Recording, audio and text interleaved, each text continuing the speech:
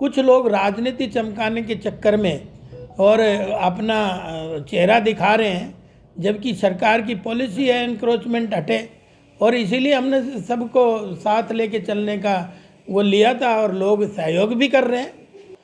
देखिए, मैंने शुरू में ही सारे ट्रेड्स यूनियन के प्रधान जो थे, बाज़ार मार्केट के जो प्रधान थे अलग अलग उसके, उनको हमने बुलाया था, उनके सबके साथ मीटिंगें करी थी और उन्होंने सब ने समर्थन देने का कहा था।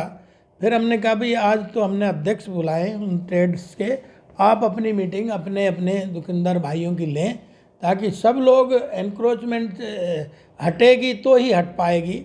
लेकिन जब सब ने हाँ भरी थी और सब ने सहयोग की बात की गई थी। बेसहारा पशु है, आवारा पशु नहीं कह सकते, बेसहारा पशु हैं, कुछ मालिकों ने छोड़ रखे हैं, उसका टेंडर हमने लगवा दिया है, 1-2 दिन में ओपन हो जाएगा, फिर उसके ऊपर कार्रवाई करेंगे। जो भी, चाहे वो बाहर के हैं चाहे वो मालिकों के हैं, उनके ऊपर कार्रवाई करेंगे और सारे शहर से कैटल फ्री बनाने का जो सपना हमने ले रखा है उसको पूरा करेंगे। रेवाड़ी विधायक लक्ष्मण सिंह यादव ने अतिक्रमण करने वालों को खुली चेतावनी दे दी है। जी हां, बाजारों में अतिक्रमण को लेकर कुछ लोग अपनी राजनीति चमकाना चाहते हैं। किसी भी सूरत में अतिक्रमण करने वालों को बख्शा नहीं जाएगा। बाजारों में अतिक्रमण करने वालों पर अब सख्त कार्रवाई होगी। राजनीति छोड़ रेवाड़ी शहर को अतिक्रमण मुक्त करने के लिए नगर परिषद का सहयोग करे। लक्ष्मण सिंह यादव ने विधानसभा सत्र में भी रेवाड़ी शहर की समस्याओं को रखा है और कहा है कि जल्द समाधान होगा। अपने निवास स्थान पर जनता की समस्याओं को रेवाड़ी विधायक लक्ष्मण सिंह यादव सुन रहे थे। विधानसभा सत्र आदरणीय गवर्नर साहब के अभिभाषण के बाद शुरू हुआ और 10 साल की उपलब्धियां उन्होंने हमारी सरकार की गिनवाई और आने वाले 5 साल का रोड मैप क्या होने वाला है, हरियाणा प्रदेश को हम क्या किस ऊंचाइयों तक ले जाना चाहते हैं, उसमें उसका बहुत विस्तार से विवरण हुआ।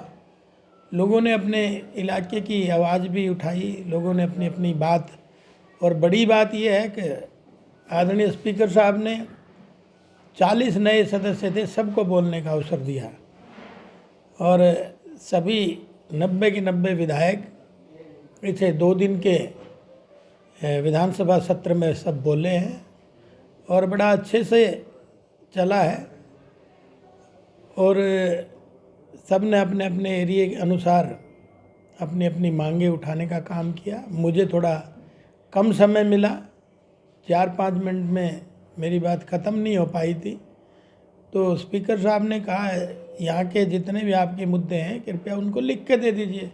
तो हमने सारी चीज़ें जो रेवाड़ी से संबंधित थी, चाहे वो आप देखेंगे कि ये मसाणी बैराज का पानी की समस्या थी, धारूहेड़ा का बाईपास की समस्या थी, धारूहेड़ा में 75 फीट रोड की समस्या थी, चाहे सफाई कर्मचारियों की संख्या बढ़ाने की थी रेवाड़ी में, और चाहे आपके नगर परिषद की भवन को नई लैंड देने की थी, चाहे आपके हॉस्पिटल को दूसरी नई जगह देने की थी, जो बस स्टैंड बनाने की समस्या थी उसकी फाइनेंस को फाइल गई हुई थी रेवाड़ी की, धारूहेड़ा की होके आ गई थी, उसका टेंडर भी हो गया, उसका वे काम जल्दी 1 सप्ताह में शायद शुरू हो जाएगा।